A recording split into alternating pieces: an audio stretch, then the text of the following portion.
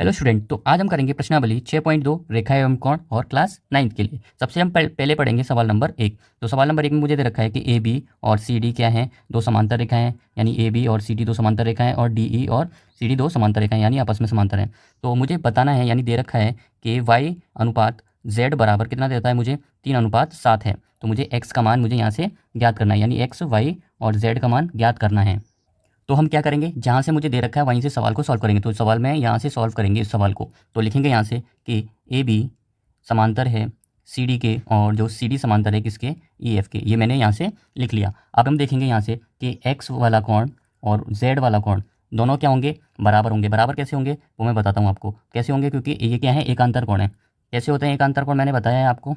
दो समांतर रेखाओं के, यानी दो समांतर रेखाओं के, यानी एक तरफ नीचे की तरफ और एक ऊपर की तरफ बनने वाले कोण क्या कैसे होते हैं, वो एकांतर कोण होते हैं। तो यहाँ पे रीज़न भी लिख देंगे। तो यहाँ मैं लिख देता हूँ, ये मैंने यहाँ पे लिख दिया। अब हम क्या से स्टार्ट करेंगे दोबारा से, क्योंकि मुझे जब भी अनुपात में मान दे रखे होते तो मैं मानता हूँ उनको कि y बराबर कितना मानूंगा मैं, 3a, क्योंकि y का मान कितना है मेरे पास 3 है, और z का मान कितना है 7 है। तो z बराबर कितना मानूंगा मैं, इनका अनुपात 7a। आप देखेंगे यहाँ से।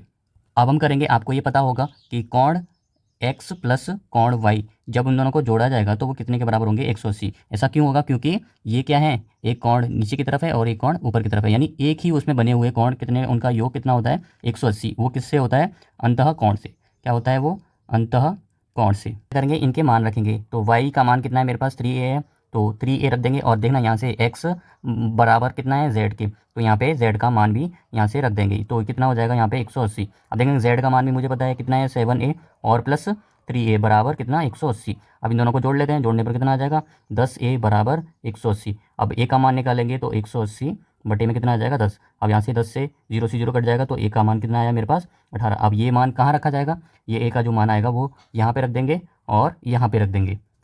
तो रख देते हैं, रखने के बाद कितना आएगा, देखो रख देते हैं कि y बराबर 3 मल्टीप्लाई यानी गुणा 18 बराबर कितना हो जाएगा, 18 तिया कितना होते हैं, 54 होते हैं। तो पहला कोण आ जाएगा मेरा, y का कोण आ जाएगा। और z बराबर कितना है, 7 गुणा ये यानी 18। तो इसका मान कितना आ जाएगा मेरे पास आ जाएगा 126। अब मुझे पता है कि x वाला कोण और z वाला कोण बराबर हैं, तो दोनों का कोण क्या हो जाएगा, 126 हो जाएगा। और इसी तरह मुझे जो जो कोण मैंने निकालने थे वो मैं यहाँ पे बता चुका, तीनों कोण मैंने याद कर लिए।